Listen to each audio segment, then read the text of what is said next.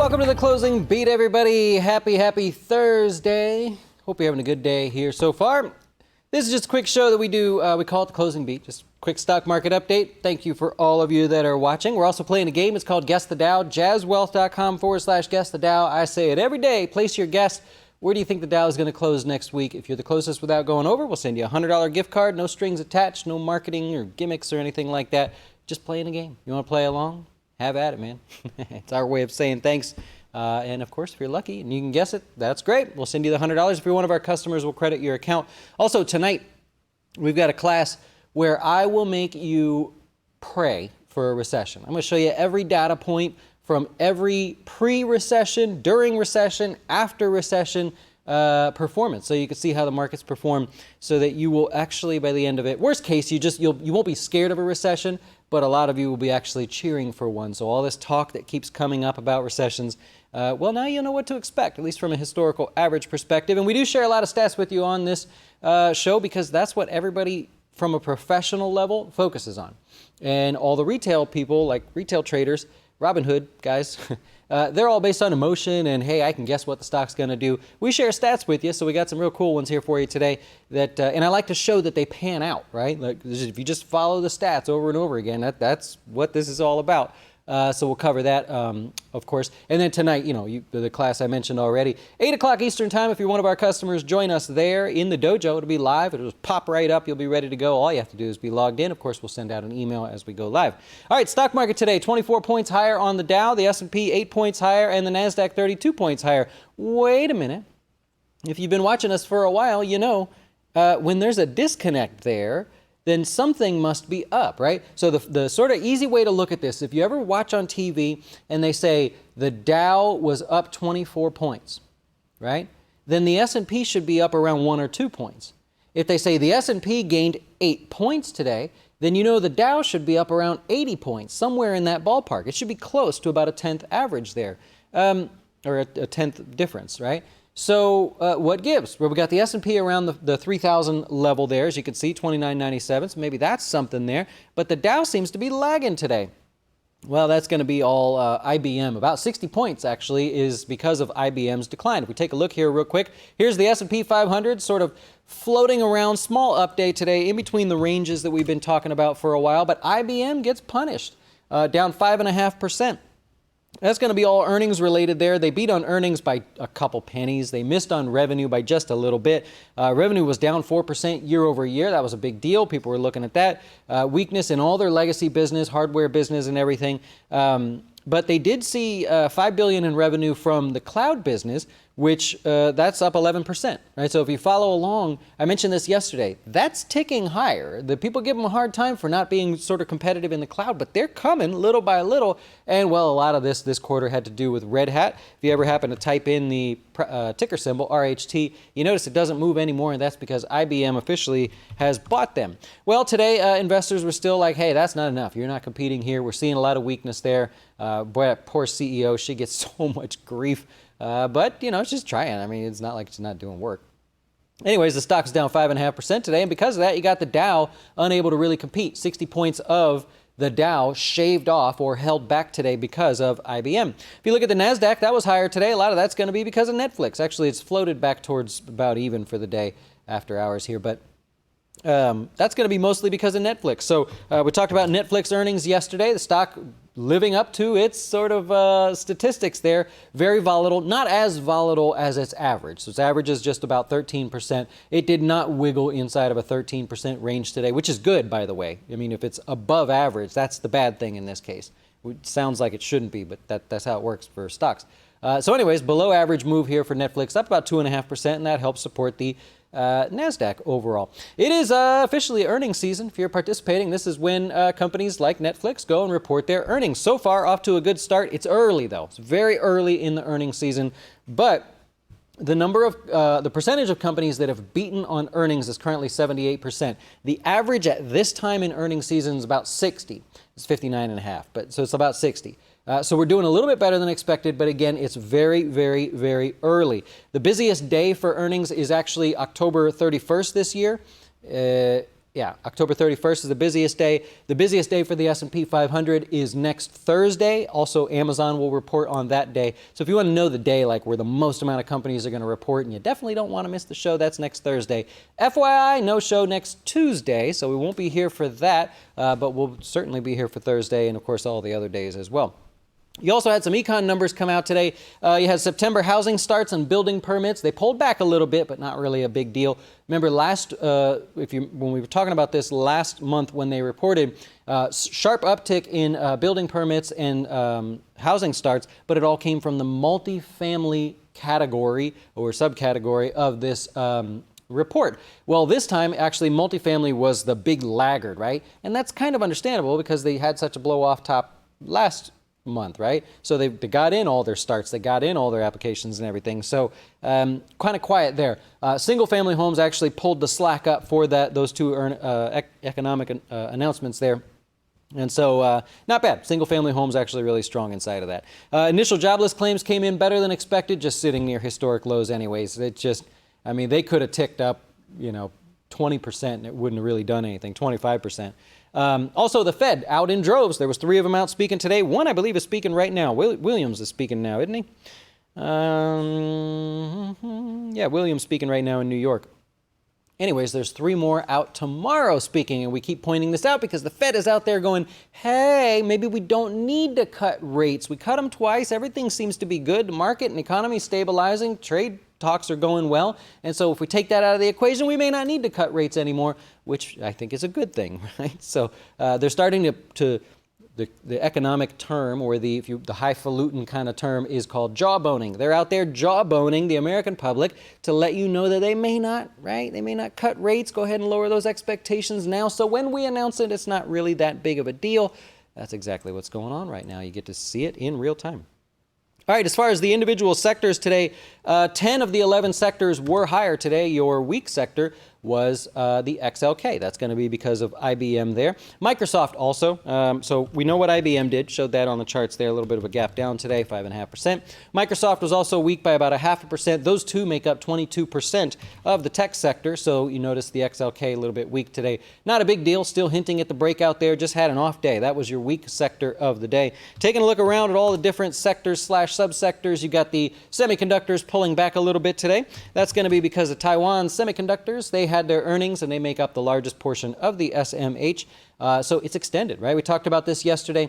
Tried to poke up higher there, but being so extended from that 20-period moving average or the green line on the chart, people won't go chase stocks there. Anytime it gets a little ahead of itself, look over here, look over here.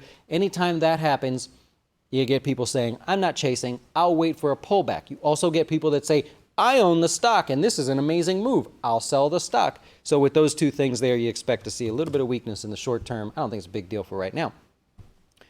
I didn't grab their earnings announcement for you. Sorry about that.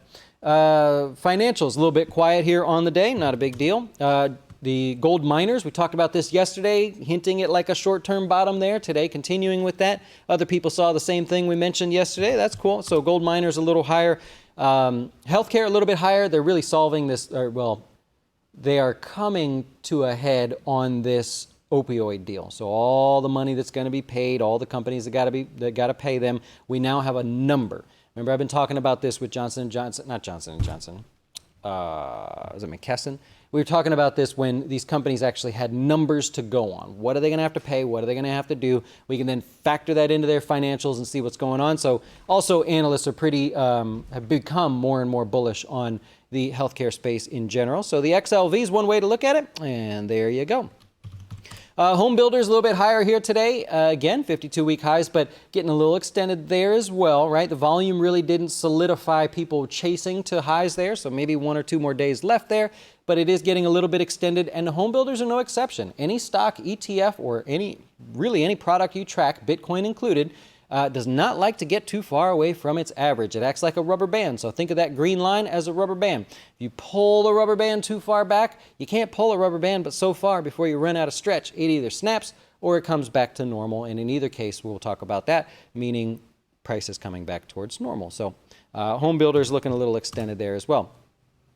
You got consumer discretionary stocks moving back towards this high. I drew a little trend here just to kind of show how it's in the middle. There's not really much going on. It also happens to be the most valued sector of the market. Using a trailing 12 months PE ratio, if you want to look at it that way, it is the most expensive. If you want to know the second, by the way, it was that XLK we were just talking about there. From a valuation standpoint, it is at new highs already. It's currently at its highest valuation of the year. Don't know if you guys like that sort of thing. I test things on you. Sometimes you don't even know. You know, I'm just testing things. See what you like, and then we'll go with that. I cater to you. You know what I mean? CSX reported earnings hit the 200-day moving average today. That's the best they could do. Earnings weren't very good. They beat on earnings, they missed on revenue, and you got lower shipments, right? So they say railroads move the world, right? So railroad shipments overall a little bit less. They already planned on this. They have already been reducing expenses. They did a great job doing that. However, not great enough to push it over the 200-day. Maybe just give it a 1% day on the day. That's what you got there. And you had all the other rails higher on the day.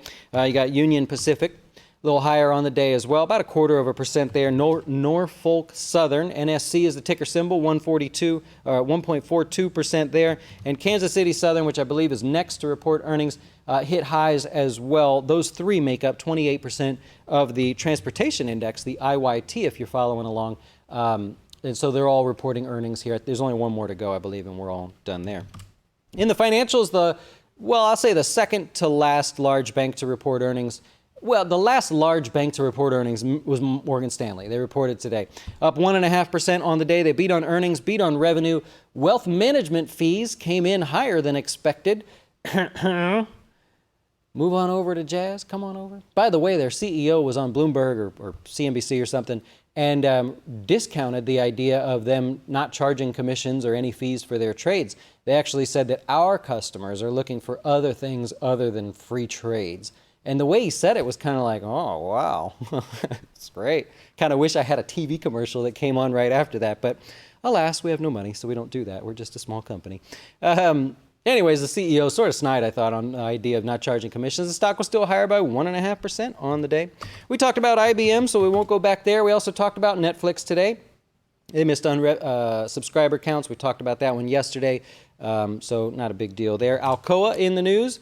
Alcoa had a 6% up day today. And what I do is I sort of briefly look at the headlines. We have this system where what it does is it very quickly will go through an earnings report and it will highlight earnings better than expected, revenue better than expected, and any key topics. So all I have to do is look at the 1,000-word report with all the numbers and everything and go, bam, bam, bam, bam, what do I need to know? And so it sort of does that based on the preset metrics and everything. Anyways, you got Alcoa.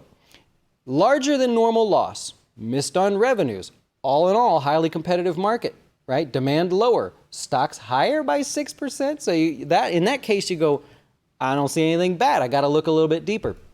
Well, Alcoa here, their revenue was down 24% year over year. That's enough to put a stock to new lows. But this one went 6% higher. So they had a plan. In the previous quarter, they were going to start streamlining their business, get a little bit leaner, find ways to cut costs. They saw the slowdown coming. They did a great job.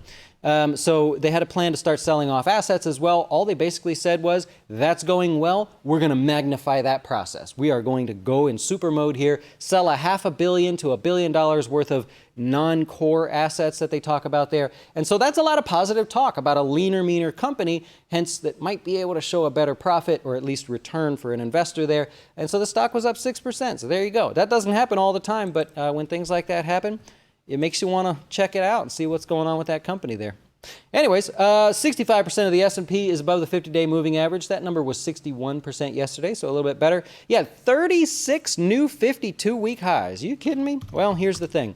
A lot of those were the home builders. Though they hit new highs, they did pull back. We talked about home builders being a little overpriced there. So Dr. Horton, Lennar, all hit new highs. Pulte Homes, come on, type it in the thing. There you go. Pulte Homes hit new highs, but again, they did well. Now they're taking a break. We happen to own all of them, so it's okay. It's one of those things now you know they did really well. If they want to take a break or even give back some of that in the short term, totally cool with me.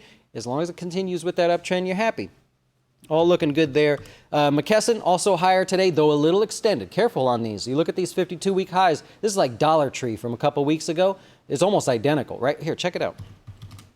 Dollar Tree, right? Dollar Tree gets to new highs. Look at how it was already extended. If you back the chart up and only look here, notice how it spends a few weeks, moving higher, but chopping around. That'll scare you if you just start a new position and you're up a little, down a little, up a little, down a little, then up. Well, all of that's waiting for the 20-period moving average to catch up, whether you agree with this stuff or not. That's what's going on.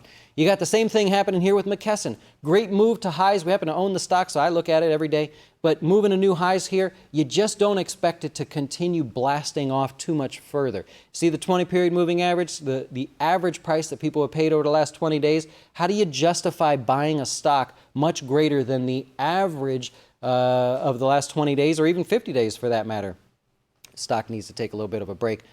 Think about that. Always think about that when you're thinking about buying a stock. Could you justify to your husband or your wife that you spent well above average on an individual stock? Would you expect an individual stock that's already trading well above average to exceed well above average, right?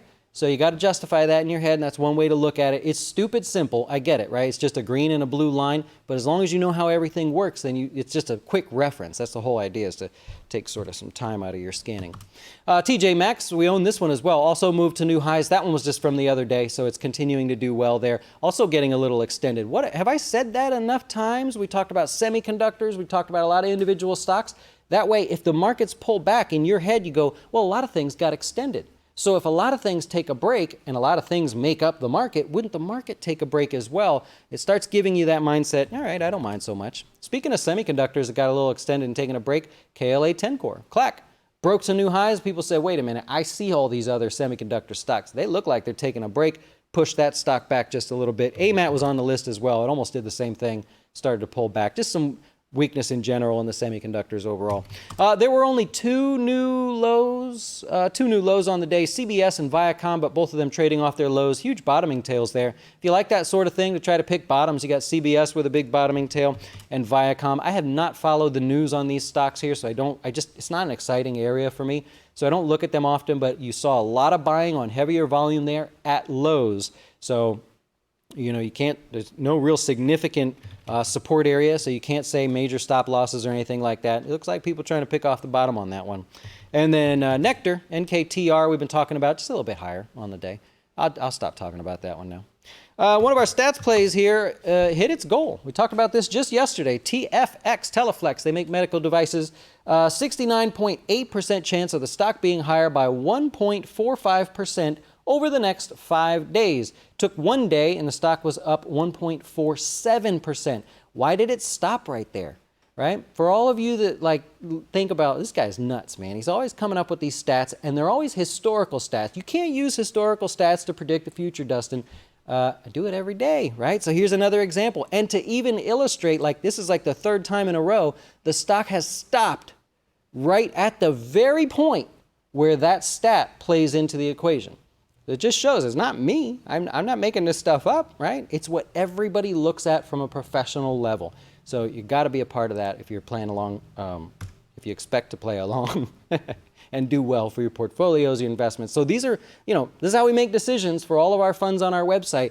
I try to illustrate in clear words how we'll make decisions, but at the end of the day, right? Is your advisor looking at this sort of stuff? Or are they saying, no, just invest for the long term, man. Just hang on there. It'll be fine. I got a golf game, man. I got to go, right? I'm picking on them. All right, tomorrow you got let's just go through the thing. You got American Express tomorrow, Coca-Cola, Gentex, you got Kansas City Southern. There they are. So they report tomorrow. That'll be the last one. Schlumberger, State Street reporting tomorrow as well. No after hours reports because it's Friday. If you look at American Express, they beat on earnings 79% of the time. They beat on revenues 48% of the time. The problem is it's a 50-50 shot whether this thing is up or down on earnings day, believe it or not.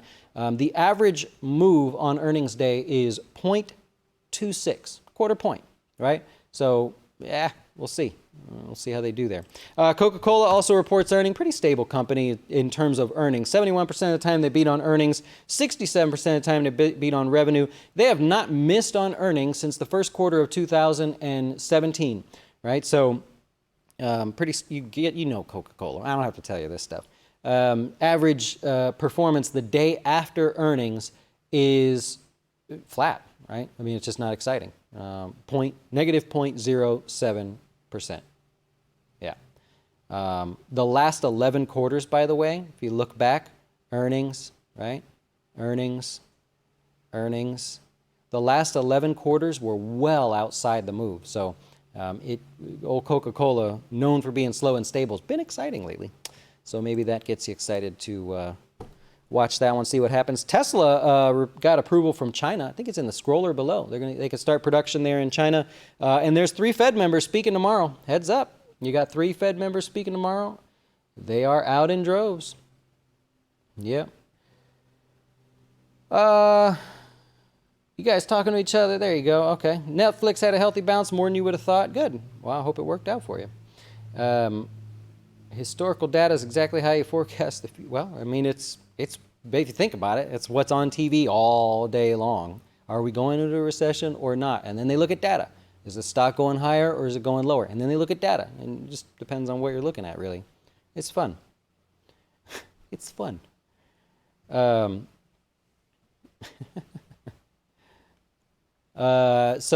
I don't know what that question is. Thoughts on Chemet. So from a short-term perspective, very, very extended. It's had a great move, likely just some crazy news going on there. Earnings coming out. Oh, maybe Kramer had a comment on that. That helps. Couple analyst upgrades there. In the short term, same comments as a stock being extended. Take a look at that thing. Do you buy it now? Ask yourself this. If you were wanting to buy it, do you buy it now? Right?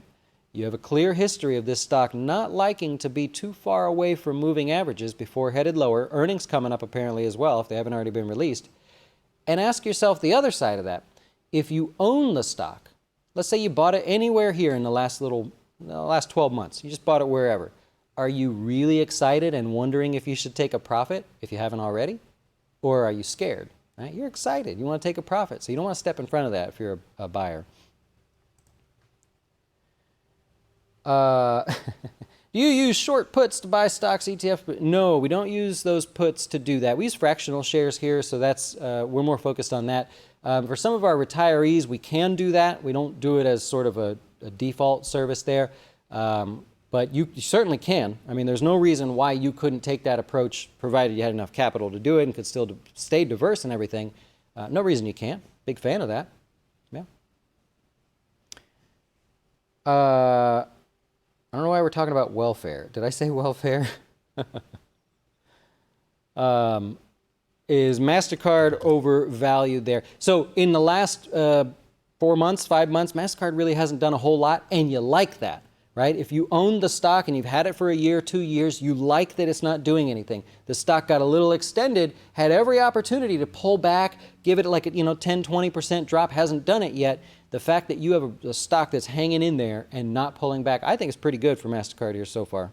We'll see what their earnings have to say. Yeah. We'll talk about Amazon, yeah, for sure. Next Thursday they come out. We'll cover it earlier in the week, just so it's a little closer to the date there. There's a lot of good earnings coming out next week. Yeah. Yeah, I don't know. CNBC does not like WeWork at all. Yeah, there's been a lot of negative stuff there. You watch Bloomberg and they're like, they've got options. You watch CNBC, it's the end. I don't know. I don't follow it. Yeah, right. How do you derive the stats? We just collect the data. We spend our money on data, right? So instead of, like going golfing or whatever, sending you guys flowers on your birthday, we spend the money on data so that when we have all the data, and it's a pain in the butt, but we're trying to get everything that we can, so then you can actually run scripts to say, well, this is what we want to know. Show us what we want to know. So that's very helpful. You can buy any data point of anything that you want. It's costly. If you gain 50% of a profit in a stock, would you take the profit? What's the plan? You should have the plan first. Write it down, plan it out, do whatever, but always have a plan of when you're going to take a profit and when you're just going to admit that you're wrong, right? Start with the plan so you never have to ask that question, right? Now, if you want to say, hey, what if I buy a stock and it goes up 50%? I'm taking the profit. Okay, but there's a million answers to that. You could say, stock goes up 50%, I sell in the money weekly call, or at the money weekly calls, right? And I just do it until it gets called away from me. I could take half my profit and sell calls on the rest. I could take half my profit and hold the stock, but if it falls $5, I'm out. You know what I mean? You want to have that scenario there, and the reason why it's different for everybody, emotion, right? Some people can't watch a 50% profit go back to 40% and feel good about it. Some of you can. Some people can't watch a 50% profit, period. If it got to 10%, you'd take the money and run away. That's why everybody's plan is different, but you got to plan ahead of time for sure. Maybe that'd be a good video, just how to like develop a plan. Because I get a lot of questions from people on, I own the stock, what should I do? Should I buy it now, right? That should all be pre-thought out. The question should be, my plan says to do this, but what I really want to do is this. How do I adjust? So, yeah, there you go. Ricardo says, Bear Friday, man. Let's do it. I'm with you, man. Let's pull back. I love it. When you become a member of old Jazz Wealth there, do you have access to the same charts you use on the show? Same charts we use on, I just use anything, right? It doesn't matter to me. We have our own charts built into the dojo there. You could use those if you like. Any trading platform or brokerage platform, you could use it. You could see them inside of our platform. I don't like sell platforms or anything. So it doesn't matter to me. Sometimes I share a different screen. Sometimes I just share the Thinkorswim here. Doesn't matter to me. Whatever shows it in the cleanest way on the screen is what I like. Yep. Do you think the Fed's trying to hint that there won't be a rate cut in October? Yeah, they're absolutely hinting at that. The odds are still at 83%, but that's from traders making decisions. But they're absolutely out there saying, hey, maybe we don't need a rate cut. They're working on it, and their voice will get louder and louder as we near the end of the month.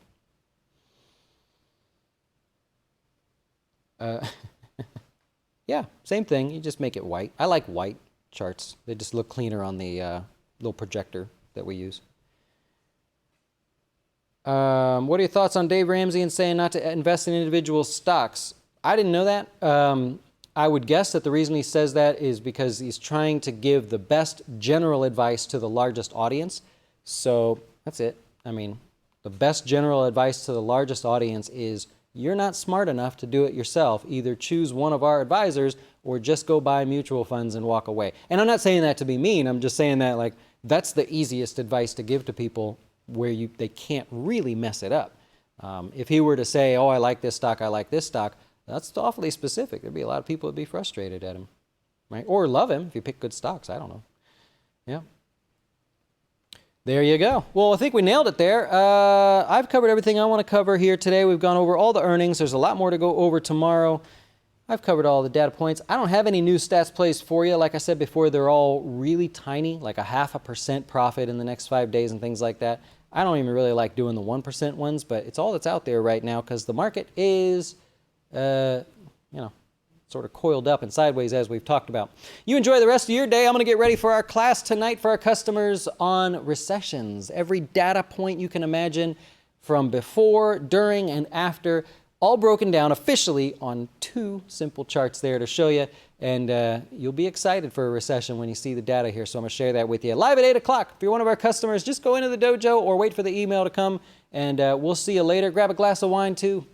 That's what we call it Wine and Wealth for. Grab a glass of wine. Let's hang out and chat for a little bit. Of course, answer your questions. And the rest of you, thanks for watching. I really appreciate it. We'll be back tomorrow to do this all over again. Hey, wait!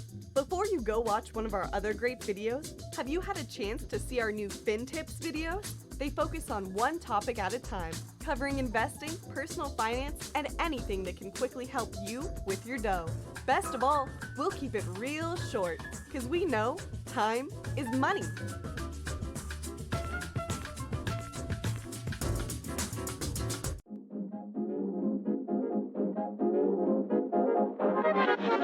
Why should you choose Jazz Wealth as your retirement or long-term investing service? Our portfolios are managed by us, not some faceless mutual fund manager. Our private classes will teach you everything about investing and getting your dough straight. Best of all, our fiduciary standard means your best interest comes before ours.